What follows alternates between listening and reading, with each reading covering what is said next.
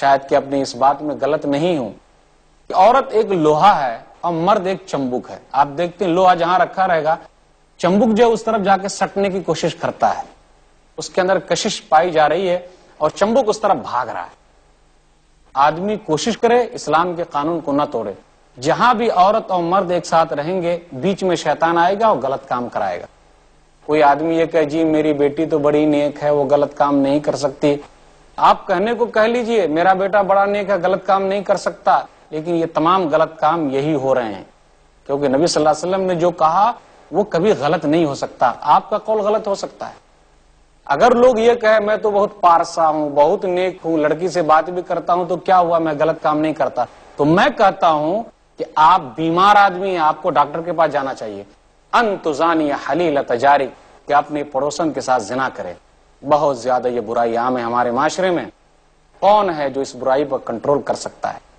آپ کو وہ حدیث میں سنا چکا ہوں جو حدیث ہے ایک پڑوسی کا دوسرے پڑوسی پر حق یہ ہے کہ اسے تحفے تحائف دیا جائے.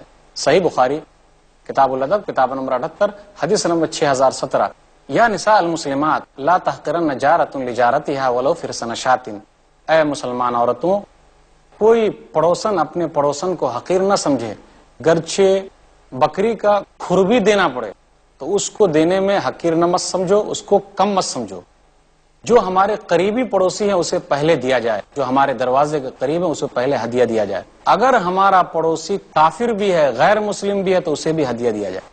سنن ابی داؤد کی روایت ہے کتاب الادب کتاب نمبر 40 باب نمبر 122 بابن فی حق الجوار حدیث نمبر 5152. اہدیتم لجاری الیہودی, عبداللہ بن عمر نے کہا انہوں نے ایک بکری کاٹی کہ جاؤ میرے یہودی پڑوسی کو دے دو.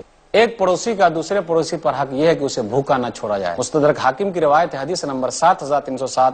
لیس المومن الذی یبیت, وہ مومن نہیں ہو سکتا جو سو جائے اور اس کا پڑوسی بھوکا رہے.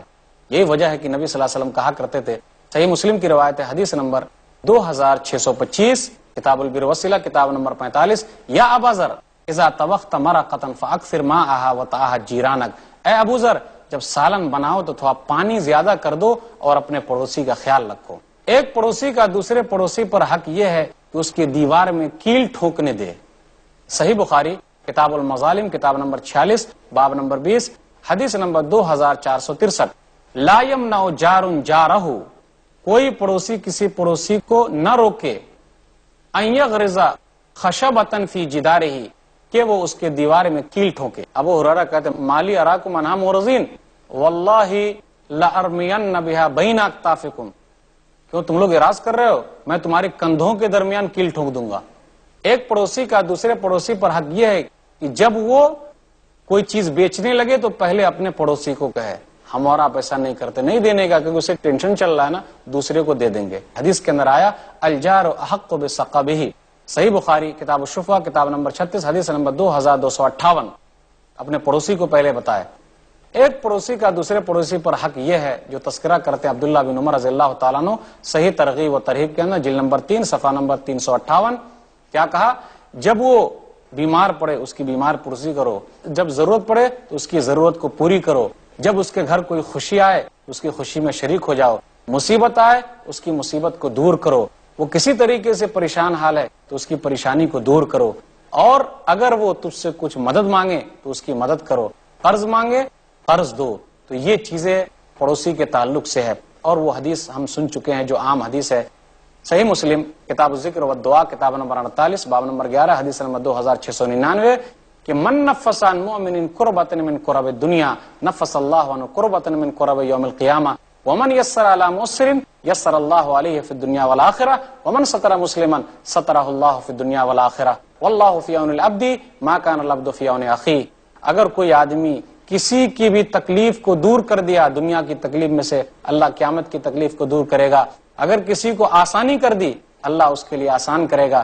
کسی کا عیب چھپایا اللہ اس کے عیب کو چھپائے گا. مدد کیا اس کی مدد میں لگا رہے گا. تو پڑوسی کے حقوق تو یہ ہیں کہ ہم اپنی زبان سے اس کو تکلیف نہ دیں, اپنے بات سے ان کو تکلیف نہ دیں, ان کو ہدیہ بھیجیں, اگر ان کو ضرورت پڑتی ہے تو ہم ان کی مدد کریں. میں اپنی بات کو اس حدیث کے ساتھ ختم کرتا ہوں جو حدیث سنن ابی داؤد میں ہے کتاب الادب کتاب نمبر 40 باب نمبر 58 حدیث نمبر 4941 الراحمون یرحمہم الرحمن، جو لوگ رحم کرتے ہیں رحمان اس پر رحم کرتا ہے. ارحموا اہل الارض یرحمکم من فی السماء، رحم کرو زمین والوں پر آسمان والا تم پر رحم کرے گا.